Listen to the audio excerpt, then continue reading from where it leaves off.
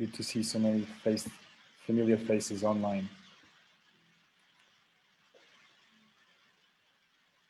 So we will start. Okay, and everybody that comes later then can also see the recorded. So thank you very much, everybody, for being here. This webinar is organized by ISCTE, Center for International Studies, in partnership with other organizations, such as the Faculty of Science, from where I'm from. And this is one of a series of webinars throughout 2020 and 2021 in preparation for the third edition of the International Social and Solidarity Economy and the Commons Conference that is scheduled for November this year. We had it twice already. And so, because we don't know if we're going to be able to meet in person, at least we are keeping the discussion going on. Today's session is about money and sustainability, the missing link. We're going to have as a speaker Filipe Alves from CENSE, FCT-UNL, Francisco Guerreiro as a member of parliament, and also Paulo Carvalho from Value Flow and also Innovations for the Future. So I'm going to use also here a bit of the description that Filipe also gave us to go, and this is a theme, as the title indicates, is the link between the monetary, the banking, and the financial system, and our global commitments to sustainability, SDGs, Paris Agreement, and others. In this sense, Filipe will address the famous Club of Rome report, Money and Sustainability, the Missing Link, mentioning the recent movements asking for the European Central Bank to align itself with adapting to climate change, the role of monetary plurality, and the complementarity in the transition to a more diverse, resilient, and sustainable system, and end with some examples of complementary currencies that are making and promoting this transformation. After Filipe's presentation, we're going to have both commentators, Francisco and Paulo, to bring also two other perspectives, universal basic income, as well as a certain alternative currency, and how that currency is also shaping this transformation at local and global level. I'd like also to start by presenting all the three, let's say, speakers today we're going to have here. They're all dear friends and amazing professionals with the same purpose. It's all the three of them have a lot of passion, but also working in very different ways and in different institutions. So it's going to also be interesting to see, mainly at the European and Portugal level. Filipe Alves is a researcher at CENSE, Center for Environmental and Sustainability Research at the Faculty of Science and Technology, and he has founded several cooperatives and entities related to sustainability. And today, such as BioVilla, which is a sustainability center, also in Palmela, south of Lisbon, where I'm at the moment. So thank you, Filipe, for that hosting, although you're not here. Francisco Guerreiro is a Portuguese politician currently serving as an independent member of the European Parliament for Portugal. He is Vice President of the Agriculture and Rural Development Commission and member of other commissions such as Fisheries, Budgets, but also other ones. And Paulo Carvalho has a long history in companies and is now anchoring his work at Value Flow Enterprise, as well as an informal ecosystem starting in Portugal, which is called Innovations for the Future. And Paulo Carvalho is really anchoring which new currencies and governance models can we use and prototype, and also bringing the wisdom from a global level, and also to start prototyping here in Portugal. This event is scheduled more or less for 90 minutes, although we have a 2-hour buffer. We know that not everybody will be able to stay for the 2 hours, but we're going to start with Filipe presenting, then comments, and also add new perspectives. We're going to have also listening to Filipe again based on these discussions, and then we're going to open up for questions. So feel free, both in the chat, to raise your questions. I'll try to collect them and then also bring them to all the three speakers that are with us. So also thank you everybody in this call, not only the speakers, but also everybody that is here, and hope we have a very interesting discussion, and that not only we learn from each other, but also new insights can emerge from this conversation. Filipe, thank you for being here, and the floor is yours. Thanks, Jill. Yeah, let's go for it. Thank you so much for the invitation. Good to be here. Eager to get started, so I'll just get on to it. Yeah, I will So I will have more or less, I hope not too long, something like about 20 minutes, hoping not to make it too technical, not too boring about this topic, but just to give you somehow a perspective. And this is a very dear topic to me and has been, it's the topic of my PhD as well, which I'm now finishing. And I've been working somehow with this nexus, with this link from money and sustainability for more than 15 years. For those who know me, I always, wait, what the hell is happening?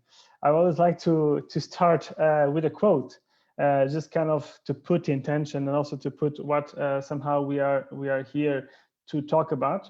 And I bring you this quote, a quote from Professor Dennis Meadows, and he said, "A fish will never create fire while immersed in the water, and we will never create sustainability while immersed in the present financial system.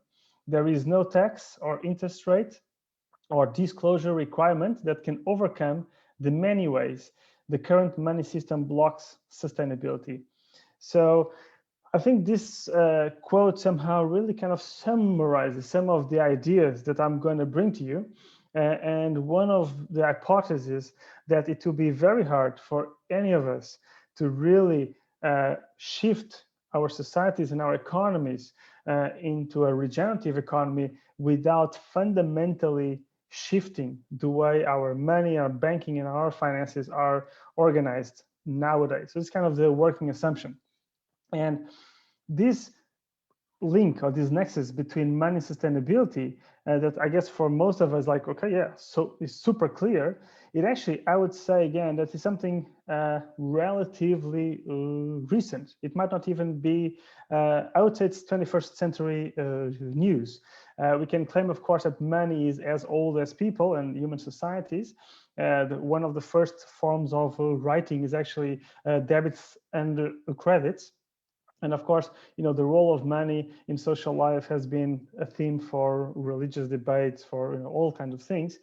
But this topic on how really money affects us and affects our life in this planet, this kind of link is actually very recent. And some of you might think, how is it possible that is so recent? But one of the reasons why this link is so recent has to do with the fact that most of the monetary thought that basically follows this kind of Aristotelian tradition, and along a lot of dead men who kind of add up the contributions, always thought about money as a thing, a commodity. And they were not so much concerned about what the nature of money, but more about what money does, exchange function, unit of account, so on. And because of that, money was mostly considered as exogenous to economic activity. And because of that, it was somehow considered neutral. So somehow the economic activity affected the supply of money, which kind of money, but money did not affect kind of the main economical variables. And for some of you, that might be like a bit weird, like how does money does not affect the economy? It's like a weird concept, but actually that has been the mainstream neoclassical economic paradigm in almost all the models for a couple of centuries. And of course, this is not the whole story. There has been different heterodox histories of thought, of economic thought, that have actually looked into money in a very different way and have asked, I would say, much more interesting questions of what is money? What is the impact of money in our lives? And so, for example, here I just brought you some people which I believe, for those of you who are interested in this topic, they can research a bit more. On the top line, you have kind of the school of thought, more of the psychology, the philosophy, or even the sociology of money, which is a long school. I just started there in the beginning of last century, but like George Simmel, really important guy, and then all the way to Nigel Dodd, who wrote this book, which is, for those of you interested, The Social Life of Money, really interesting book. So that's kind of more on the philosophy of money. But also on the second layer, you have people who are more concerned about the ecology of money. So the questions about energy and money, the entropy law and money systems, and really started to put the question of the growth of money versus the growth of the economy. And really the topic of sustainability also came from here. So you have people like Frederick Soddy, Rogan, Daly, and ultimately Bernard Vieter that we're going to speak more today. And down there in the gray lines, you have basically other heterodox monetary thinkers who also did not went for this an exogenous view of money and so on and so forth. These are kind of the Keynesians, the post-Keynesians, who actually later on are nowadays what we call the modern monetary theory, which is being very famous in the United States. But anyhow, I just wanted to leave you the notice that although the mainstream did not look into these questions of the role of money in society, there has been a long tradition of heterodox economic thinking about that. And somehow this is what is informing what I would call is a new paradigm of thinking about money, a kind of an ecological economics paradigm, which sees money not as a thing, a commodity, but more money as a social technology, a social being within a certain ecosystem. And therefore, money is completely endogenous and it cannot be considered neutral. Actually, there's a lot of research doing how different types of money affect us emotionally, spiritual, psychologically. So there's, and of course, and also at a more meta level, how money actually affects society. And this new paradigm of thinking about money, which is very clear in this report. I'm not sure what's happening with my, but it's just passing on. Anyhow, this is the missing link report, which Jill says it's famous. I'm not sure if it's very famous or not, but it's basically a report that claimed that our current monetary system might not be the only responsible for all of these things, but it's definitely a key driver of economic inequality, financial instability, ecological destruction, and non-democratic control of money and power.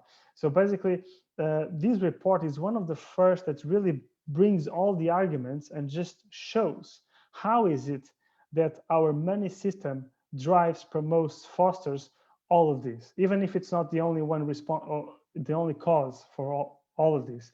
And the way it does it, I think it's important because we're going to talk about solutions. So how does our current monetary system bring unsustainability, bring ecological degradation? And what I call, actually, this is my term, so just mind that. It's the four horsemen of the monetary apocalypse, and that's how I call them. But basically, it's these four pillars, which play a very important role. And the first one is the fractional reserve system, which basically allows banks to create huge amounts of debt. The second one is about positive compound interest. The third one is this concept of the single currency monopoly, which is basically that we have one currency that permeates all economic life. And finally, it's the issue of private issuing and non-democratic control of money. And it's not that one is more important than the others, or just one will bring inequality. It's basically when you put the four of them all together, this is what has allowed, since the 1970s, roughly, for the explosion of basically M3 or cheap credit. And you can see there's a very different clear line in the beginning of the 1970s when we moved away from the gold standard and we started to lower interest rates and we started to push the money issuing from central banks to private banks. Basically, we allowed this huge creation of credit, which fueled a lot of consumption. And I think if you see it also historically, I'm sorry, this is really, okay, whatever. What is important, those graphics were really, wow, my presentation is having a life on its own. Anyhow, what I wanted to show is basically this huge increase in the money supply, which basically fueled all this consumption-driven growth in our economies. And that is only possible because of those four pillars that I showed you before. And what is more interesting is that this growth of money completely it's kind of decoupled itself from the real economy. So financial capital was growing, much beyond the GDP growth of country. And basically it kind of decoupled itself from the real economy. There was a disconnection between the financial economy and the real economy. And what is the case is that the financial economy grew out at the expense of our ecological capital and our human and natural and social capital.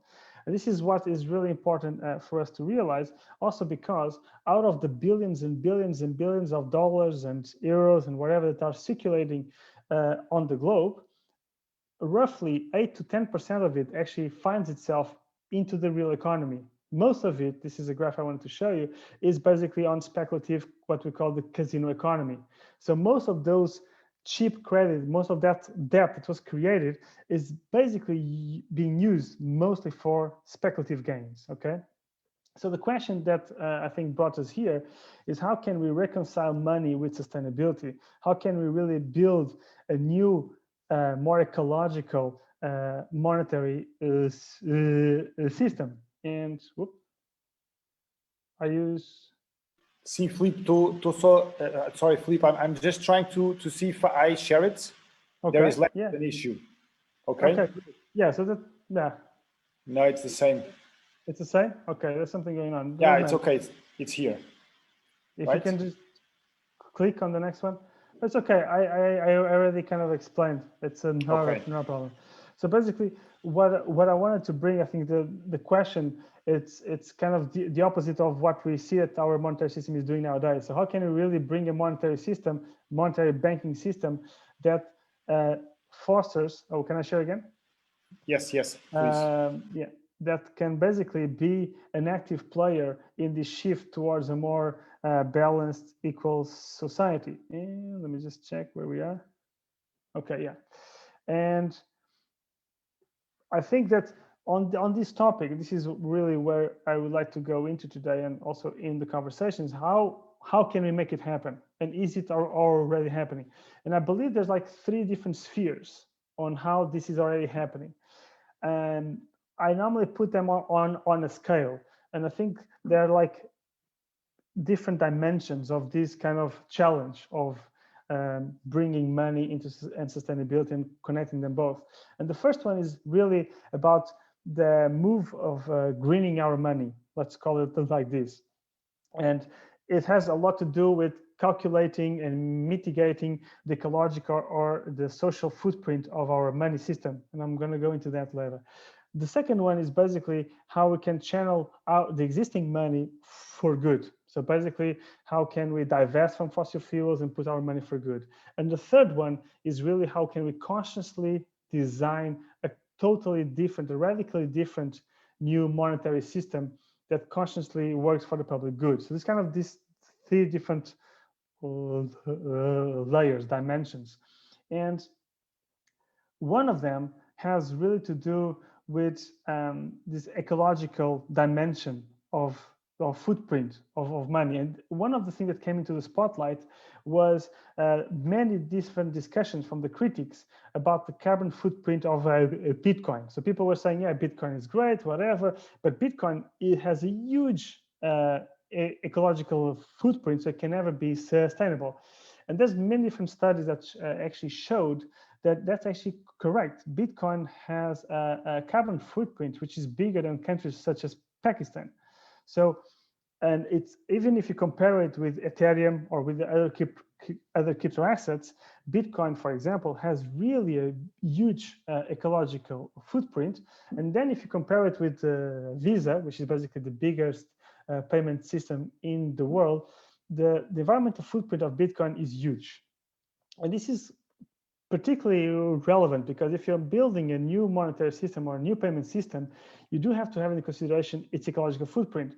So you have to ask yourself, is it worth to build a decentralized system? Yes, but at which cost? At which environmental cost?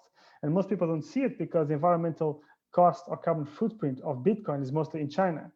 But it has a huge environmental footprint. But also, I think another conversation that a lot of people have is, for example, digital currencies versus cash, which has the biggest ecological footprint. And cash definitely has a much bigger ecological footprint than check or card payments or electronic payments. So there's many different studies showing.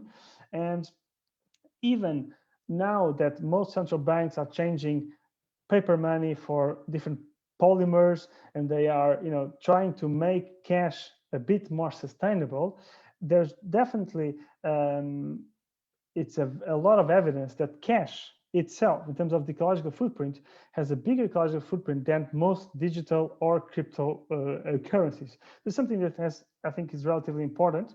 And I don't know if you know this, but most of it actually is not about the resources itself. Most of it is about the transportation, and it's about the network of ATMs and to support that physical cash. And I think that's kind of relatively interesting to see, because what you're seeing now is more and more banks and central banks, making transport of money more efficient, hybrid trucks, so on and so forth, how to make ATMs more energy efficient, and so on. So all of this is already happening as a part of this idea of decarbonizing a bit our monetary system as we speak about it. Of course, and from a sustainability perspective, one thing that I would like to mention to you is that the ecological dimension of cash is not the only one that we should take into account. There was a beautiful study from Positive Money UK called The Future of Cash that showed that cash, physical money, although there's a lot of people who want to move completely into digital currencies and cryptocurrencies, let's abandon cash. They actually show that cash plays a really important social role, because old people, low-income people, discriminalized groups, whatever, they use mostly cash for their survival. And in that respect, you have to balance somehow the ecological dimension of cash versus digital to the social dimension of cash. So there's kind of these different balances of sustainability have to be taken into consideration when we are redesigning or thinking about the sustainability of our monetary system. The second layer, making money work for good. I think there's a lot of good examples of green finance, and there's a lot of different platforms. The thing that I would like to bring to you today is three different things.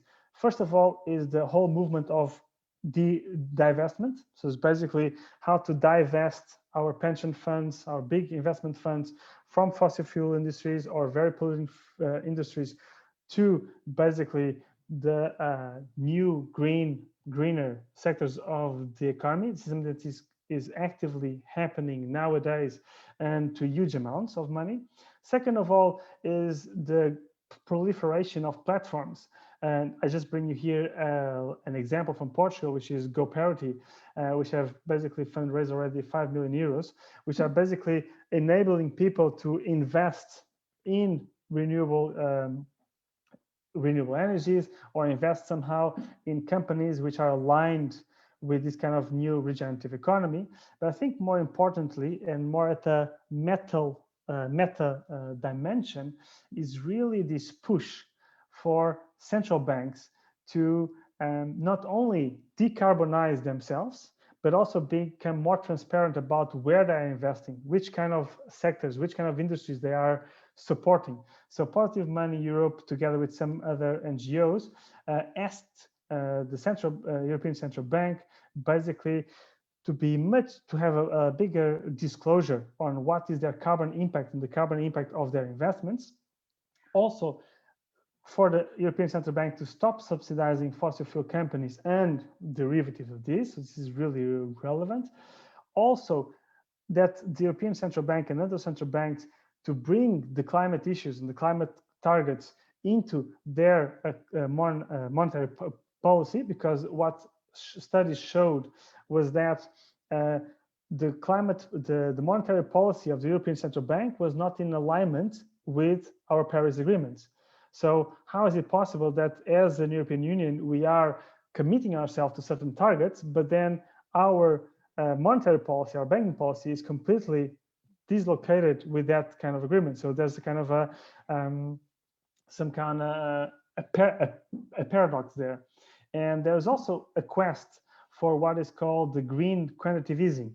So it's this idea that the European Central Bank, now that wants to reboot the economy, instead of just putting money again mindlessly in private banks or whatever, to actually put that money in generating the new economy. So this is kind of different measures that can be done within the existing system to really shift it towards sustainability. And finally, the last piece of this puzzle, the conscious, let's say, conscious design of monetary systems, I like to bring some currencies that are nowadays there, and basically they are being used as tools to really as reward systems for environmentally prone initiatives, but also really to shift our energy and our focus towards regeneration. So you have EcoCoin up there, which is basically being used in the Benelux, and it's a reward system. It's a really interesting design, but it's basically a currency that consciously promotes a kind of ecological regeneration. You have Solar Coin, which also basically it's another reward system that kind of is incentivizing the investment in renewable solar energy production.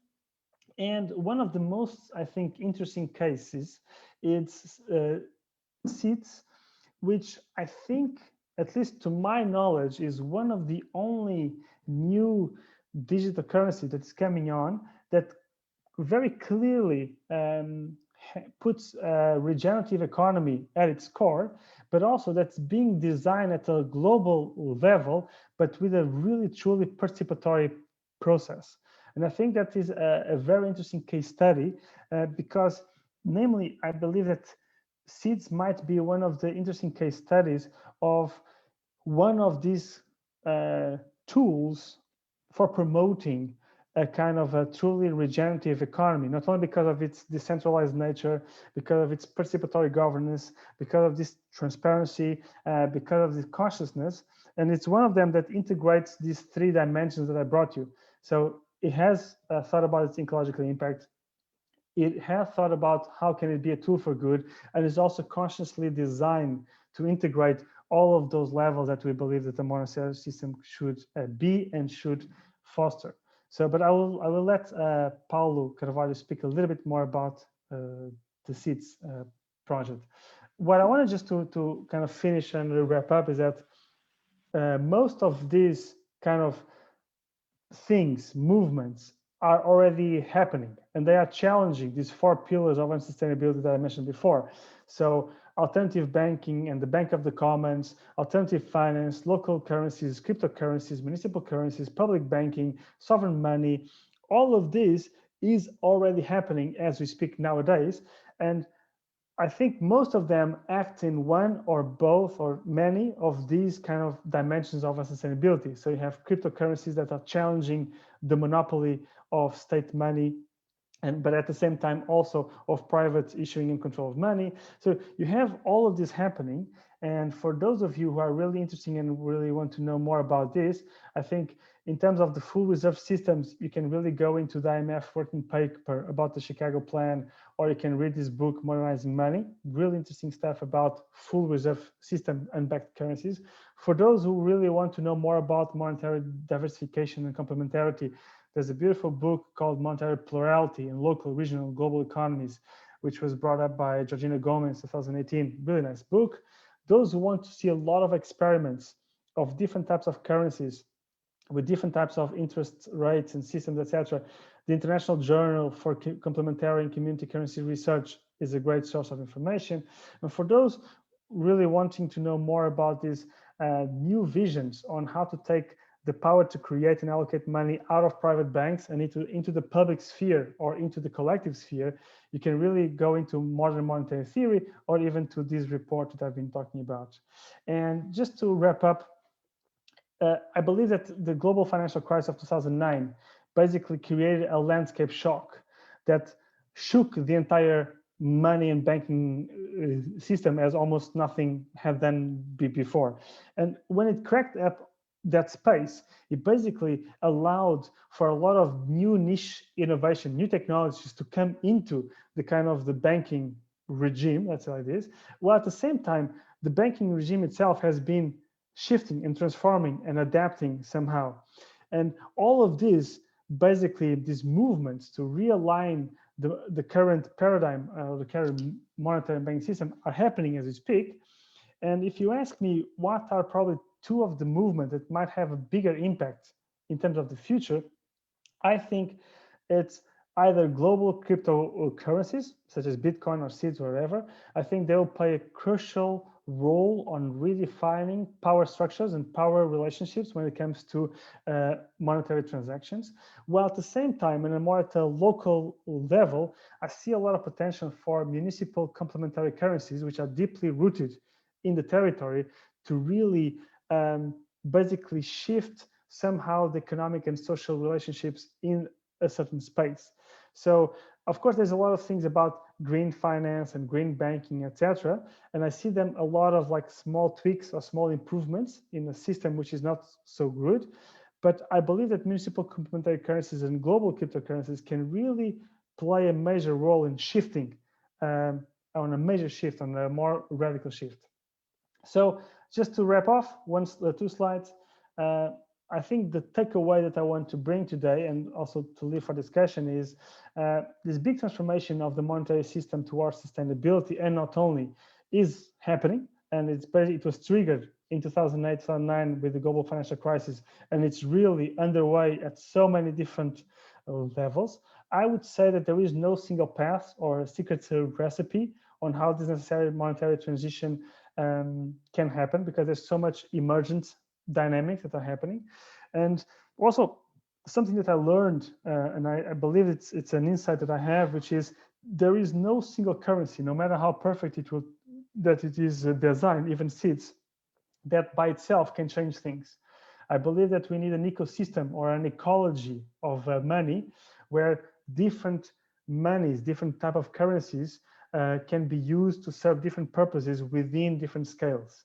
And I think we need this diversity so that we don't substitute a monopoly of private debt for a monopoly of national debt or a monopoly of something else. I believe that diversity is key in terms of the future. And finally, there's a claim that's very strong in this book, but also in other books, which is transforming money is a really key piece on this necessary transition towards a more regenerative economy. And I'll leave you with a quote from a paper I'm just finishing on this topic. And my claim is that somehow monetary transition is an agenda that kind of really is defying a lot of these neoclassical economic beliefs, etc. And somehow it's a big political challenge, and somehow it's not only about money. It's also a radical shift of power and of beliefs, and of course of economic paradigm. So it's much bigger than just transforming money. It's a power shift, So that's something that I just wanted to bring, and just to give the context for our discussion. I think this is basically what I wanted to bring today. I hope it was not too long. Yeah, I will stop here. Filipe, thank you so much for your presentation. I'm going to clap to bring a bit of the present, if we're all together, and just to ask you to stop sharing. And I'm going to now give the floor to Francisco Guerreiro to bring a perspective, also not only of what you said, but also of one of these dear topics, which is the universal basic income. And Francisco, feel free to step in, and if you have anything to present, also feel free to share slides. Hello, thanks for the invitation. I don't have any presentation, and not one that has a life of its own. First of all, congratulations to Filipe and his companion for the child. It's very good to see this type of births that are being born on this type of thinking and this new paradigm. So congratulations, wishing you all the best. Everything. If you need anything, call me. We'll share some tips. Focusing here on the debate, a very good presentation. I learned a lot. Some of these ideas I already had it, but you compiled it very concisely. So congratulations to that. It's also very interesting to understand the ecological footprint of some solutions that are brought up due to the economic crisis of 2009, namely the cryptocurrency. So it's very interesting to understand that this is being promoted as a solution, but if we internalize the social and ecological costs, we will probably have to rethink if we should bet all our chips on this type of currencies. And I think one of the major things that emanates from your political and economical thought is that we should have like an ecosystem of several different systems, banking and monetary systems, that can be more resilient also to internal external shocks, and that can internalize these ecological costs. And so, and unfortunately, we don't see that in the European institutions. We are very, I would say, obsolete, because I'm in the Committee of Budgets, and I don't see any type of debate regarding this new thinking, although this is probably made more on the Econ committee, but even in budgets we don't see any type of differentiation, so it's very straightforward as it has been. And unfortunately, we have an unprecedented crisis with the COVID pandemic, and this could be a very relevant period for us to try to test, even if it's in a small scale, this type of systems, and pressing also the European Central Bank not only to not fuel certain companies and banks that invest on fossil fuels and other activities that have a huge carbon footprint, but also to try to rethink this model of simply fueling and injecting money to this casino economy that we have. And so, in that perspective, I'm not the only one, but I do think I'm a very strong voice here on the European Parliament for the implementation of pilot projects of universal basic income. Why? Because I do think this should be tested at a local, regional, or national level. I also think that we could analyze it scientifically, the variables in the end, with a medium, large period of time to understand the variables, and if this type of approach can directly finance citizens and their needs, because we see that through the system, some of the basic needs of the communities are not met, because, for example, if I want to buy a house, I have to have certain lots, I'm missing the word, guarantees. But if I have a guaranteed income, I would plan my life in a different way, and I could access differently also credit and other stuff. But in principle, I do think also that there are two key words here: more independence and more decentralization. I don't think that, as Filipe told, we should have like a one approach. So this is very fluid, and it's very interesting to see that there are emerging several theories that are now being put into practice. But I think decentralization is also democratizing the access to money and to currency that is directly linked to the needs of the citizens, and obviously their wishes also at the private sector, because in the end citizens will direct their income to whatever they feel it's necessary. And independence, because I do feel that we have to have a more independence approach when we talk about the current economic system. And for example, Filipe told us about the GoParity, and I do think that's a very important example on how citizens can directly invest on the projects that they do feel they are relevant, and they are internalizing these social and economic costs. And so I do think, and I'm very vocal here on the European Parliament, to try to push for the implementation of universal basic income in several countries, but we have several restrictions. The European Parliament is co-legislator, so we don't legislate. The legislation comes from the European Commission, and then we work on that and we try to harmonize with our positions. But I use this platform that I have, not only in the commissions but also in the committee, but also in interventions and public speaking, to try to question this model that we have. One opportunity I think that we are missing is this Next Generation EU.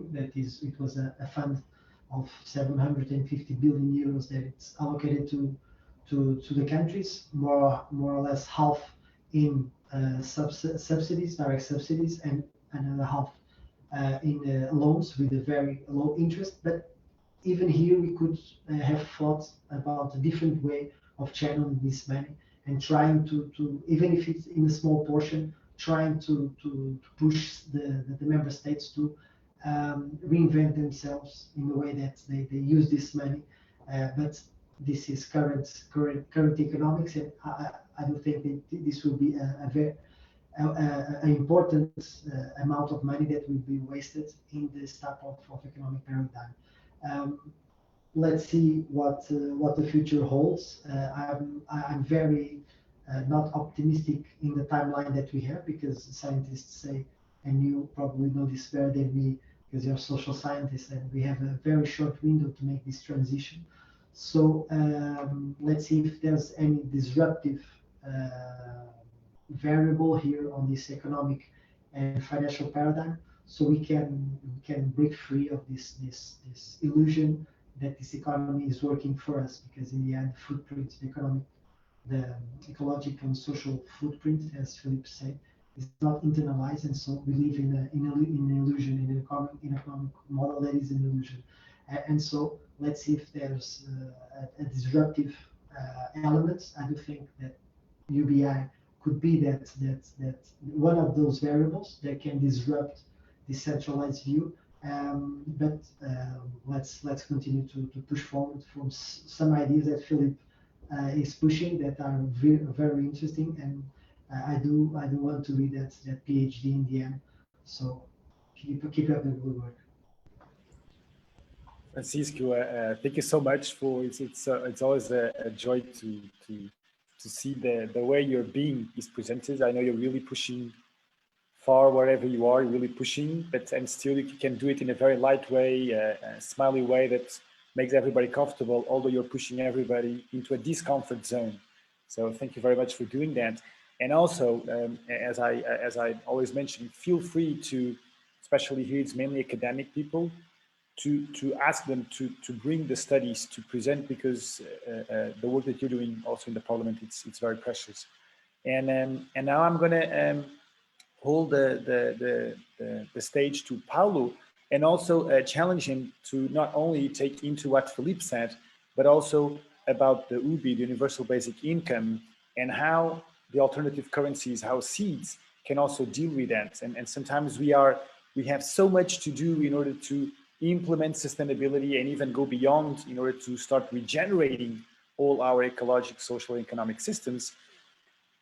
How can we create this abundance of resource, which sometimes it seems like very paradoxical because it's just bits in the computer?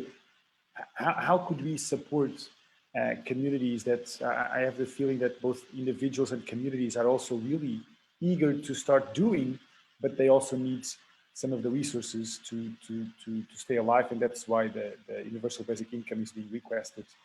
Paulo, the stage is yours, and sorry for these challenges, but I know that you will handle it. Thank you so much also for being here. Thank you. At least I will try.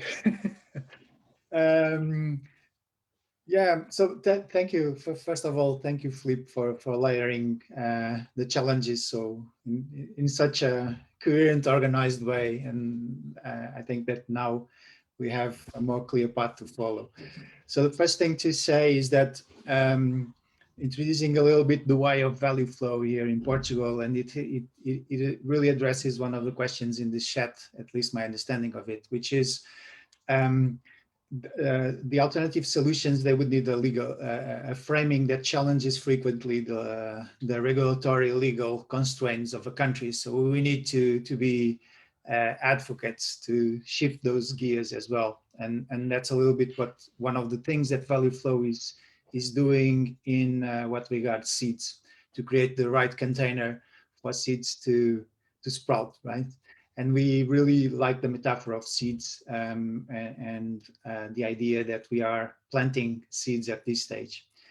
So a little bit about seeds and the universal basic income. We relabel it and we name it universal earned income because of two important aspects that I think are related with the principles of the universal basic income, and we want to take them a step further. So the first is this idea that although we have written the human rights in a beautiful way, there's nothing about the economy and the right for, there's a right for a job, but as we know, jobs are not insured by any country, I think, or at least most in Europe to a degree. So therefore, the right for living, it's really tied to the right of having economic abundance, or at least economic, the minimum of the economic sovereignty that allows you to live a dignified life. So that's one of the aspects that that makes us think, well, this is totally earned. The second thing that makes us think that it's earned is that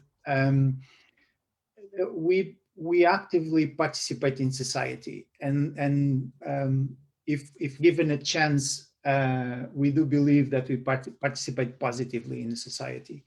So we would like to think of a society where we have multiple opportunities of expressing ourselves and bringing our value forward, and therefore it is deserved because we will bring our value and the uniqueness forward in the collective, and that makes it again brings a second reason for this to be being earned.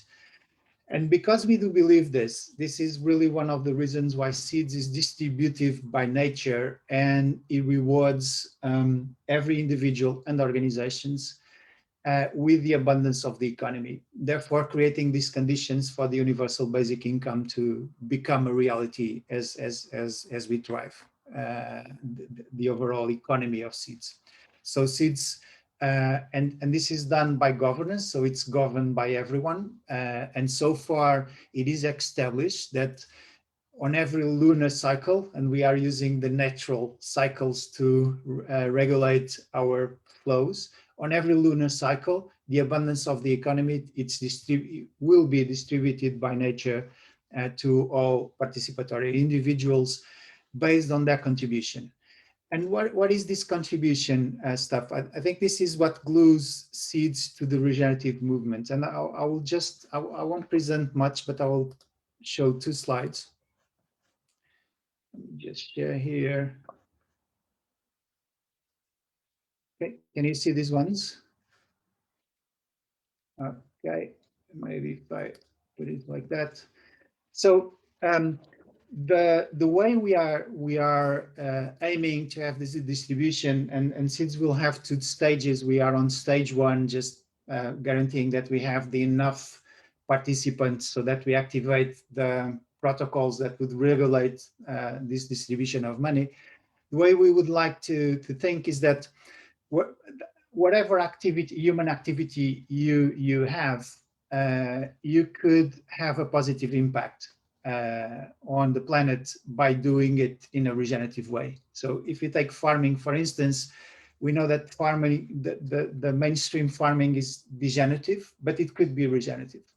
And if it is, then a farmer has a positive impact in many dimensions of, and we are using the donut economy model, just to name one. Sounds very good, but we will evolve in models for sure. But if we look into this model, a regenerative farming project could have impact in multiple dimensions. And if you measure those multiple dimensions in their economic value, then this means that this player has a very positive contribution. And if it has, then it deserves an incentive to do so. It deserves a universal earned income to do so. And we are trying to implement this both at or an organizational level, but as an individual level as much as we can.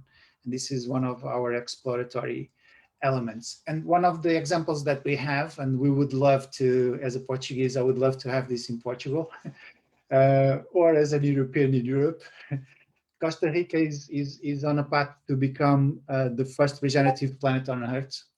And they are doing precisely that. They are backing seeds in fiat because, well, in a transition, you would need to support yourself using the local currencies, but creating the incentive flows through a donut economy lab so that, well, the regenerative players have more and more incentive to become even more regenerative. And therefore, the solution, the financial solution, becomes a conscious level leverage that you could really influence and allow you to shift the full economy.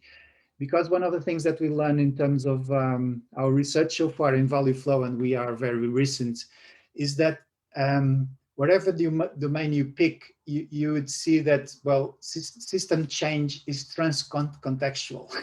So whatever domain you pick for your intervention, let's say economy is pervasive in every other context, right? Education, you could name any contexts, arts, care economy, you could name healthcare, you could name any context, and you would see that, well, there's a mimic of the economy patterns there. So by having a regenerative economy, it means that you need to interface and influence all these multiple layers of this. And to finish with a very pragmatic example that we are discussing.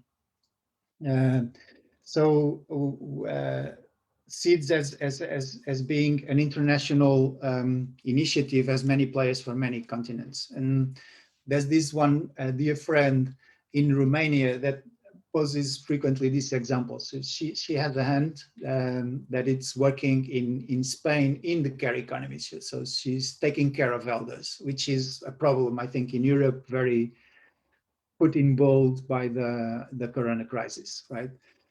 She's contributing financially to the family. She has another end that it's doing exactly the same work at home, taking care of their relatives. It's exactly the same work, and she's not bringing any money, and she's depreciated in the family. And this example, I think it's very vivid of the brokenness that we have in multiple systems, on the way we value what we value, and what we want to try to address and close is this gap between what life values and what the economy seems to value that Filipe already mentioned.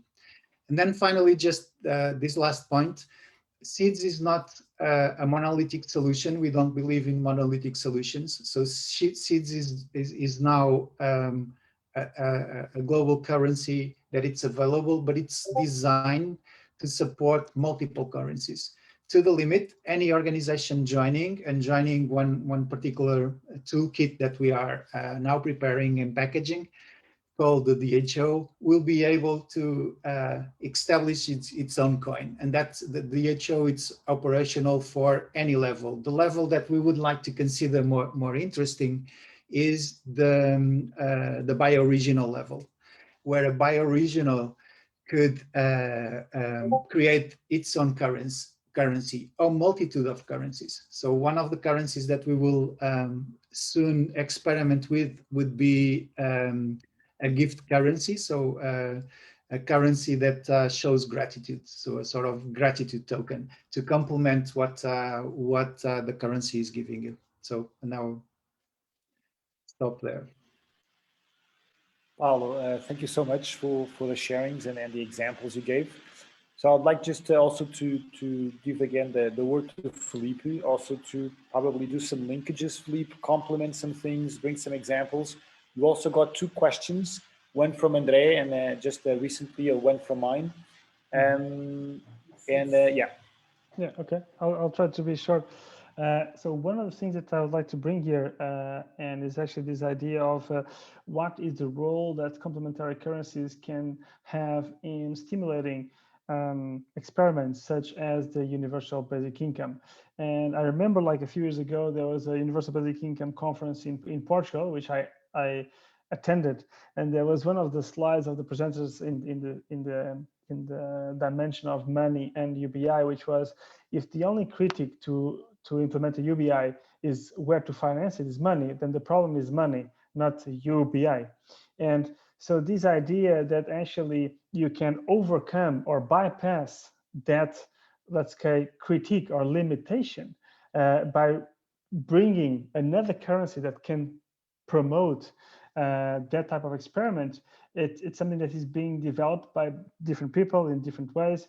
And again, one of the most interesting case studies of that is actually at the municipal level. So for example, Barcelona implemented a local neighborhood currency, which in a way had some aspects of UBI. There's other municipalities also in France and Switzerland that have been implementing kind of UBI type of experiments with alternative currencies. So I think that's an area of really, really interesting stuff, and where we can kind of, somehow sort multiple issues in an integral way with this kind of innovative tools. So definitely there's plenty to come there. Regarding the issue that Andrea was bringing about like how can this kind of at the margins kind of small scale local currencies can really impact the bigger system, I would say that there is like, I am normally very afraid of the movements towards kind of a global single currency. For example, all of that for me is frightening, I would say. So I would try to move as much as far away as the idea of a big global currency for everybody, whatever. And I do believe that there is an appropriate scale, an appropriate function for each type of monetary design. So in a way, when you think about the complementarity of different currencies that occupy different spaces and perform different functions, what you have to think is, what is the appropriate design for each currency? So when I think about an ecology of money, an ecosystem of currencies, what I'm imagining is that any person in any given ecosystem, you can have in your wallet, let's say like this, a local currency that you use to support local producers. You can have a global currency that you use for global transactions. You can have a time bank, which is also a currency that you use for local or regional services, and you can be a part of an exchange network within your region. At that moment, you are dealing with 4 different currency systems that somehow work together in symbiosis, and they are much more resilient. So when Paulo says CENSE does not aim to be one currency for all over the place, but it's a kind of this decentralized idea that any hub that sees fit can create what serves them. That is the kind of thought, decentralization, diversification, and democratization. I think these are like the 3 Ds, and I like to call them, that I believe are core for this shift. So decentralization, diversification, and democratization. So it's not about how big does a currency have to be in order to shake the system. I don't believe there's going to be any big currency that's going to do it, but multiple different currencies, each one occupying the space that they need and taking away power from this monopoly of money that we have nowadays, I think that is the most regenerative pathway to bring that monetary transformation. I'm not sure if I made myself clear, but this is basically what I believe can be a really pathway to the future. So just responding quickly on these 2 questions. I'm not sure if Paulo or Francisco want to intervene here or somebody else, but that's, yeah. Thanks, Filipe. I'll go just around it. Francisco, do you want to come in also to bring some aspect, Paulo, and then we open up? Yeah, just one quick question that Filipe can reply later on. One or two. Because I'm a politician, I have a huge difficulty to understand how can the academia and this type of scientific thought can be permeated into politicians and political groups. Because, well, we are here, we know each other, so it's very easy for me to understand your language, to be aligned with you. But unfortunately, we live in a system that is ruled by bigger parties, and the cycles of policies are 4 or 5 years, and we don't see that there will be a revolution, and that's like, for example, politicians like me or parties that represent our sensibilities would govern or be at any coalition that could try to influence this type of decision making. So my question would be, as a academia, do you feel that there's a big gap between what is scientifically known and it's viable and it has to be implemented or tested, and this gap between this and politicians and the policies is getting wider, because we tend to uniformize the uniformity of the current system, and so are we going in the correct way? And in another aspect, the problem of, I think you told about the social aspects of physical money, but I would also state that for me, one of the key elements is the protection of citizens, that in one monolithic system, although we always hear that it's a better way to fight corruption and misuse of money, so on and so forth, there's a huge risk for the control of citizens through their purchase and, well, making the trends. And so how also do you feel that that's a real danger, and how could a decentralized model, more ecological flow of these systems could help also protect ourselves as citizens? Thank you, Francisco. Paulo, do you want to say just a question, and then do we open up also the mic for everybody making questions and bringing some elements, so we keep the conversation going? I think that this point that Francisco raised, it's spot on, because the scale and leverage of these solutions is always limited by the political regulatory decisions and points. So the question is, how can we cooperate together with academia to demonstrate it to the point that there's a gradual opening up to have these solutions flowing? So that's really a good question. I would second the question. Thanks, Paulo. I'll just let now Andre also raise the hand. Andre, thank you for participating, and I know that you're also doing some work on these aspects and these topics.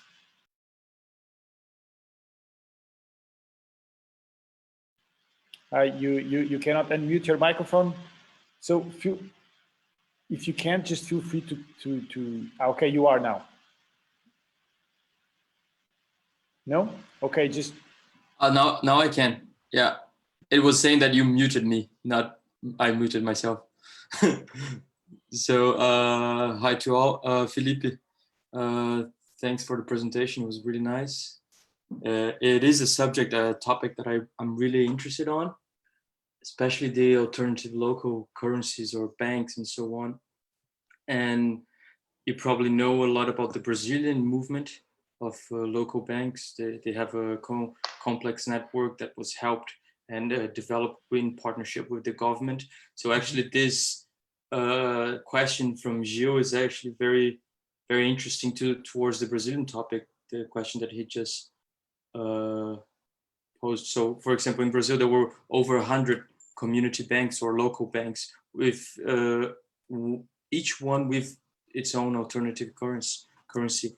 And now what they're doing is so it goes a little bit against of what you said. They have one big currency that each bank is named or responsible for managing it somehow. So it's called e-dinheiro, so e-money in English. And for example, I, as a community or as a municipality, want to implement this kind of bank. And of course, there are questions of where does the money come from, and the distribution of it's regarding to the bank. But they have the tool now. It's complete. It's 100% online, basically with your smartphone, and you pay, purchase, receive money on that. And it's a very well developed thing, but they have this trouble with developing the network. For instance, growing this as a let's say ant movement. So in each small municipality or bigger one, or even neighborhoods sometimes in Brazil, are as big as cities in Europe. How do you grow these little ones, as you said, would be the strategy. It's also their strategies, but suddenly there were 110 banks and now they're going down in numbers because they still haven't found a way to self-sustainability in terms of a long-term process or a long-term banking, because they don't know how to create that and provide credit to the members of the bank or so basically the questions that I raise, I know the others don't want to listen to me. So the question that I raise is like how to go against, because these banks are actually normal banks in terms of how they create the money, but instead they cannot self-sustain because they are normal banks. Basically, the alternative currency should come from the same place. They try to do it, at least in Brazil, but they can't. And the only way that they can self-sustain is through the help of municipality, as you said. So the question is, does it have to be always attached, or is there any other alternative, let's say Bank 2.0? Is there such a thing? Thanks, Andrea, for bringing also the very specific questions that support. And I don't see anybody else with a hand raised. I just also did two questions. One about what awareness raising, consciousness, sometimes it could be competences or such events that we could even organize in some places to give awareness. So about designing the transformation process, and just to give an example, sometimes I felt that a really good day with 2 or 3 people from members of the European Parliament were really important for them to really anchor and understand and be able to understand how this new topic, that it was about community-led initiatives and how they are boosting sustainability several years ago. And it was really interesting. So one full day with 3 MEPs was more important than doing a whole big conference on the topic, because it was important that we calm down as people to really be able to communicate the message and really shift some of our thinking. And the second one, which is again, the second question was about, if we have so many good case studies with effective, with successful, why is it being difficult sometimes for us to do more of these? And so sometimes there is a paradigm. I mean, are these seen? Yeah, I'm also with this question, and also for Francisco and for you, Filipe, and also Paulo, why we are having this struggle, and what could be the nodal point, the intervention that we do in it and then shines and make it more accessible. It's also mine for probably also go to you, Filipe, and then again another round. I think I'm going to pick up on this topic that Francisco brought and Paulo, like also from this perspective of the points of intervention in the system, and where civil society, academic, political power, where they come together actually to bring something to bring the transition. And I would just like to share again this slide, perhaps to help me explain what I'm talking about. So I belong in the academia, but also have a foot, as you know, with I'm helping a lot of local currencies and stuff like that. And now, more and more, I'm actually invited by people within municipalities, political parties, to actually talk about the municipal complementary currencies. So I see that there's a lot of interest, mostly at these smaller, local, regional scales. I think there's a lot of interest for this kind of topic, and most of it is not because they want to save the world, because they want to go away from, the monopoly or the hegemony of this kind of money, but mostly because they want to transcend the limitations on their budgets and so on and so forth by this debt system, and they just want to do stuff, and they realize that they have a lot of assets, they have a lot of stuff going on. Sometimes they just need an instrument that allows them to actually make those assets become more capitalized, or actually to make them circulate. So they want to connect assets, and money in a way is used to do that. And I feel that, so when we talk about like how to intervene, there are different levels. So any group of people can actually create a local currency. That's not a problem. Even the Bank of Portugal cannot say anything about that. And I wrote to them. I have an official statement from them and from CCDR and Procuradoria-Geral da República and so on and so forth. So from the legal aspect, to create a complementary currency, there is nothing that really blocks it from happening. The same thing for a municipality. So all of these bottom levels in terms of the political structure, I would say it's relatively easy to bring this kind of innovation. So these kind of niche innovations are relatively easy to bring. Now, what Francisco is talking is what is on the top of this thing, which is kind of these top-down transition pathways.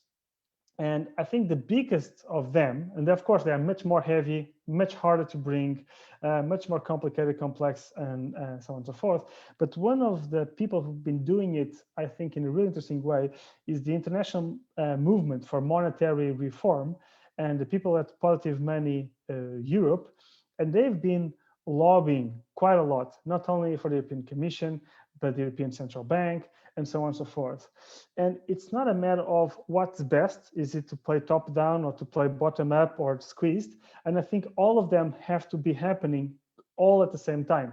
So I really value the work that the IMMR and the sovereign money and the positive money are doing at the kind of a meta level, central bank kind of level, because they're really trying to shift consciousness and to work politically at that higher level. So Francisco, for example, you can connect with these people, and the Positive Money Europe, they have some headquarters in Brussels, and they're working a lot in lobbying, and they do have a lot of research, and in their research, and they have like tons of beautiful reports, and some of them signed by key central bankers, by many economists and so on and so forth. So there's a lot of good stuff there. There's a lot of people who are trying to intervene at that scale. However, I do believe, again, that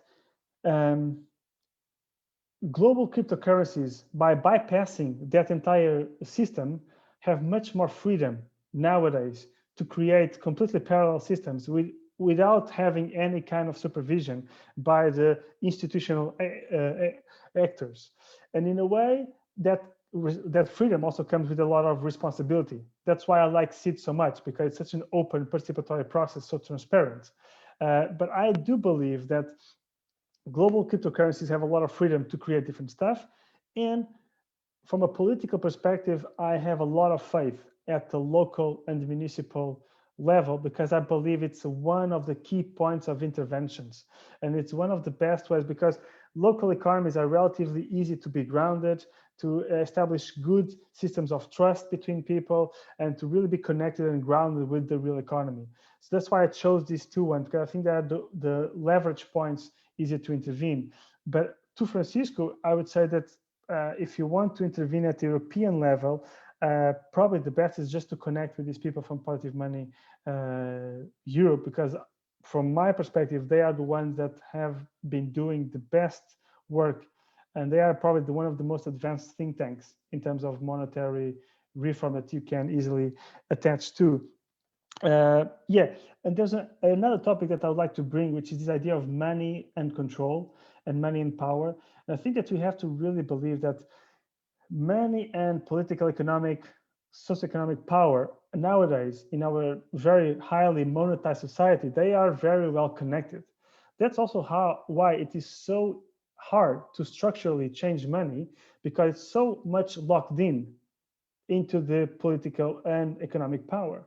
And for example, when I see this idea, this fight on cash, and people trying to go away from cash, it raises a lot of concerns, of course, because whoever controls money and the database of money basically can see, can control its citizens.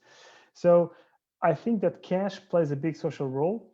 I believe that decentralized, transparent systems are key, and somehow, yeah, like for example, a topic that is being raised a lot is like now there's more and more central banks who are trying to issue their own digital currency. So Sweden is already doing it.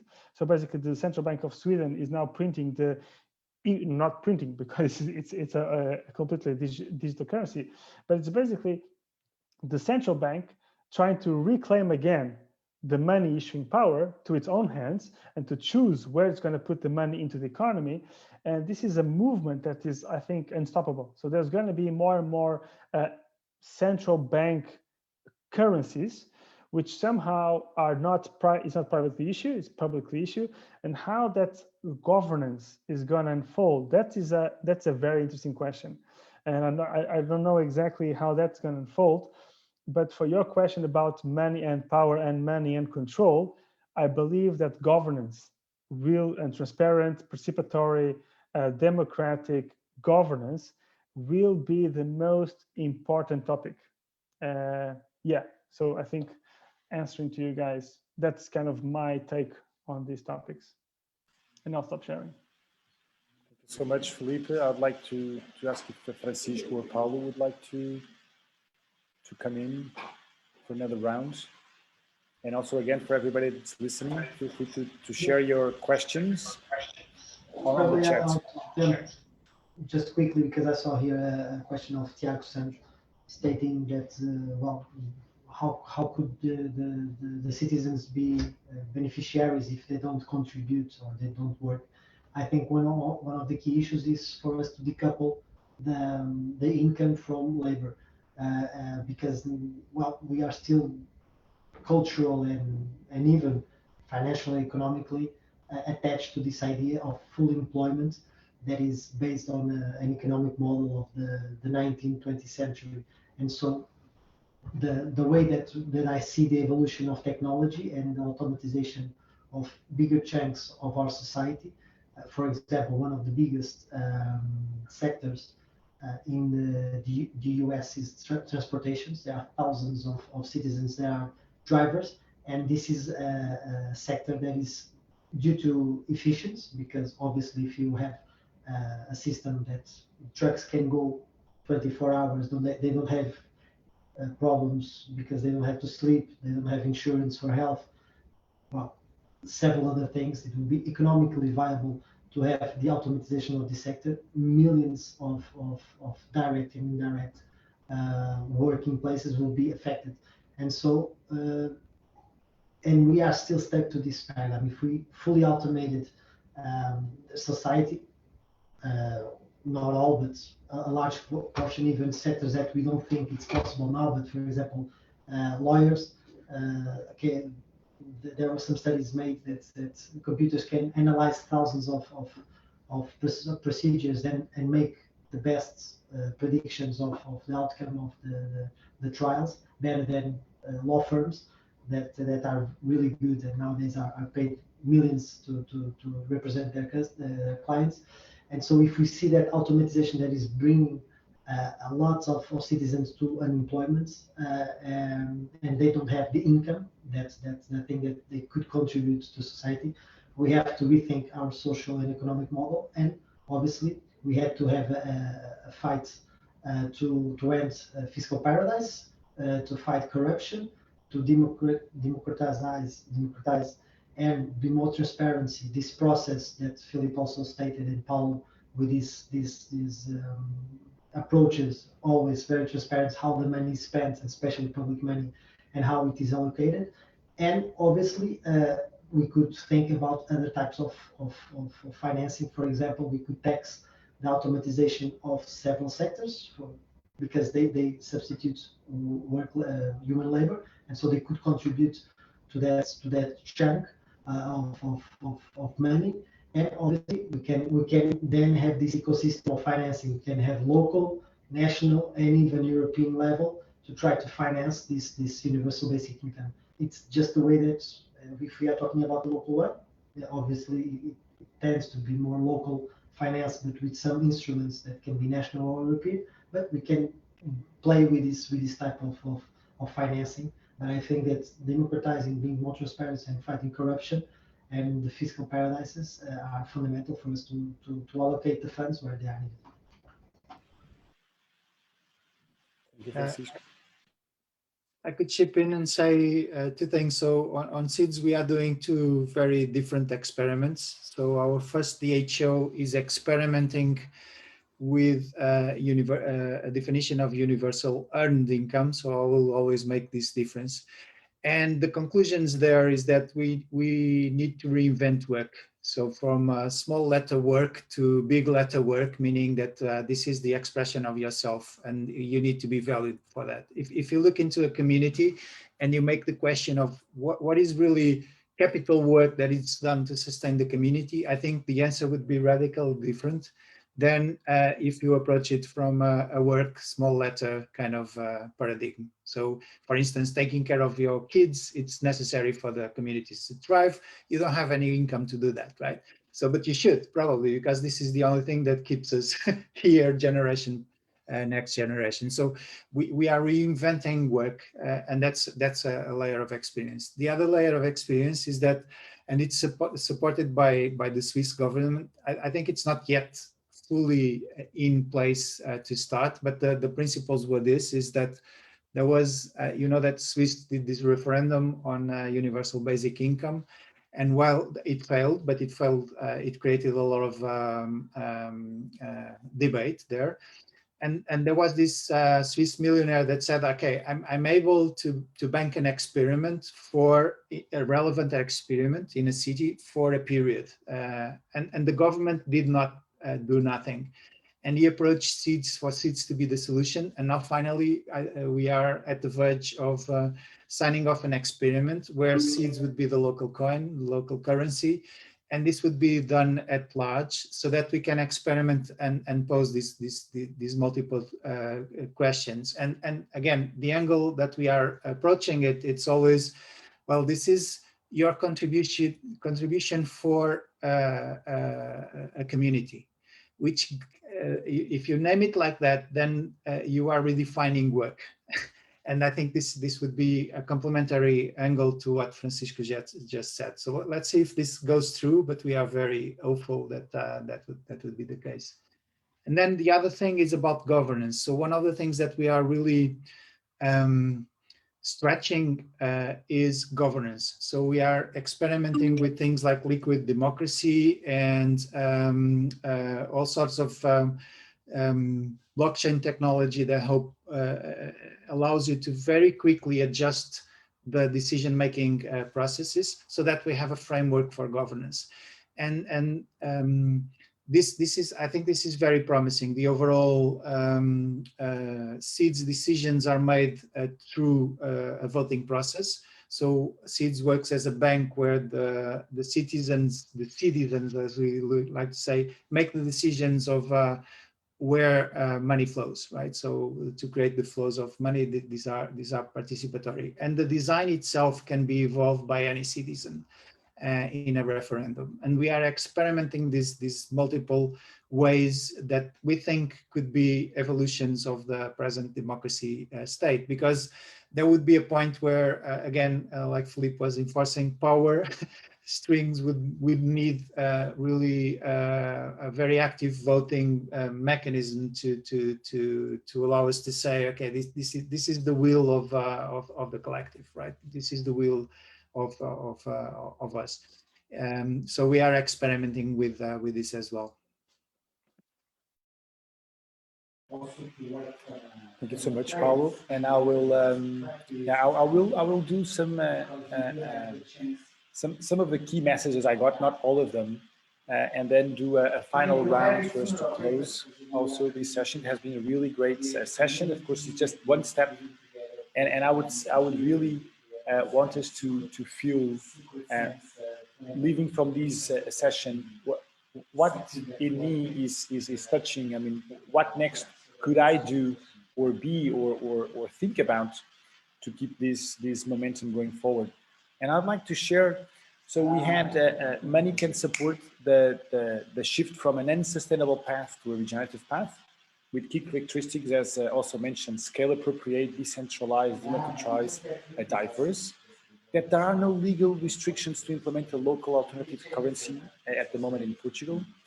The universal basic income is a good way of nurturing the basic needs of human, allowing us to be the ones we are waiting for. Of course, I'm putting a bit of my own words there, and we always know that a few people that have the dedication, the resources to do the transformation, and the will, that's how it's always happening.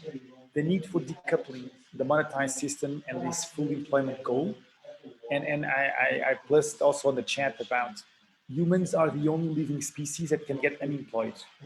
And for me, when I heard this several years ago, it really struck me about sometimes us being limited by the work system. And then Paulo also brought about the need from reinventing work with a small W to the big work about as a full living being. And I would really like to share here that every time I feel that when I and other people are really connected to what moves us, what drives us to move forward, to have an impact in the world, that it's positive. And this creates a lot of vitality and evolution. Just for us to think about that, we are living beings, right? And since life exists on Earth, since 3.8 billion years ago, life is coming from a single cell to what we see around. So life really strives and fosters for growing and evolving. And every time we damage a system, our body or a plant or whatever, life, it has in its essence characteristics health, so it brings vitality and viability. So if things change, it always tries to adapt, and also about evolution. So all life has in itself the impulse to evolve. And as living beings, individuals, society in general, and now understanding that we are also connecting more carefully with the rest of the natural environment, the ecosystem that we depend on, and so on and so forth. So I also feel that as starting to really start grasping this, and for me, alternative currencies and also the universal basic income will allow us to not be too much into this stress for survival, where we tend to look for ourselves or our family or whatever, and be much more into, as nature is, in connection and in interdependence. So all life thrives, or the most healthy ecosystems are ecosystems that build a lot of redundancy and interdependence. So for me, monetary systems, universal basic income is really building the soil for what we can build next. And so I would like to just start also the rounds, and then I'd like Paulo, Francisco, and then Filipe to close the cycle. So Paulo, if you'd like to start, like your last words, what we'd like to share before leaving, either what is alive in you or a key message that you want to bring for us to start closing the cycle, the conversation. Yeah, so this week I read a quote. I'm not sure if I'm able to quote it, but it was more or less like this. We are living unprecedented risks. And typically our reaction to risk is taking mainstream approaches that have some security in them, and it's a learning from the past. And what we need to do to face the unprecedented risks, it's to create an abundance of almost unimaginable possibilities. And that's what we are trying to do. It's bringing our imagination to create possibilities of, like you said, Jill, of a world that we know it's really, really, really almost to the grasp of our fingers, and we are not quite there, but I think we can do it. And it needs to be done collectively. So that would be my last remark. Thank you so much, Paulo. Francisco. Well, personally, it's always a wonderful experience talking to you and knowing Paulo, because it's a very interesting project. So thank you for the opportunity.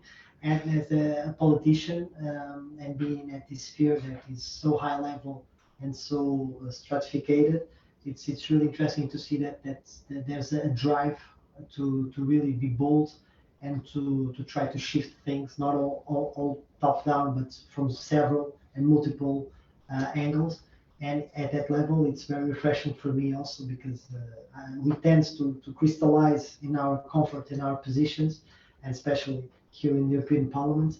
And it's very, very fruitful to understand that there's several possibilities, and that I have an important role in also sharing these visions and trying to make the bridges with my colleagues, even from other political groups, trying to share these messages and to show them that there's good people and good ideas being brought up, and so they at least should know about them, and then they should take their decisions. So at that level, as a politician, thank you very much, because it has been really, really profound, and I think we are on the right path to be bolder.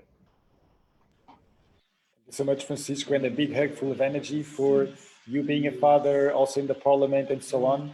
A lot of energy to you, because I know that your drive probably makes your nights a bit shorter. So a lot of energy to you, and thank you so much also for being here. Filipe. Yeah, I think I will kind of complete and go with what Francisco was bringing about being bold. And I do believe that the time for like small improvements or small tweaking to make the existing system a bit better, more efficient, or more green, it's long past. I don't think we are no longer on that path. I think we are definitely in the path for radical transformation, and that requires definitely a new consciousness, new awareness. It will take new technologies, but I think this is a really good timing. The global financial crisis of 2009 really cracked open the existing regime, so people are more than ever open for unorthodox ideas, for radical new ideas.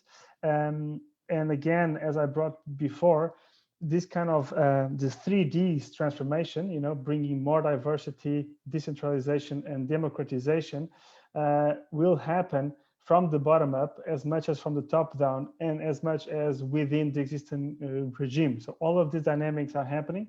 And I believe that this awareness of the transformations that are happening and how can we play a role in really fostering and promoting that.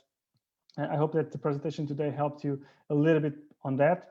And of course, I'm available to, continue this conversation, this debate by email or whenever you need.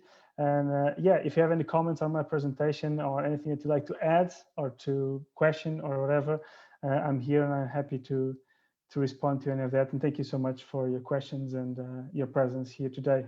Passing on to Jill. Yeah. Thank you, Filipe, so much also. And also missing a big hug and seeing your child. I know I have the invitation on my phone already for a couple of days. So soon as possible. And yeah, just to give a big hug to everybody, and thank you for showing up. A lot of hope, and a lot of hope with boldness. So be bold and trust that the process will be done. And it just demands, from my view, that everybody just is on the right place at the right time, doing exactly what's really coming from inside out. And trust, we are all here. A big hug, and thank you so much. Thank you, everybody. Yeah. Have a good evening. Good evening Cheers. for all.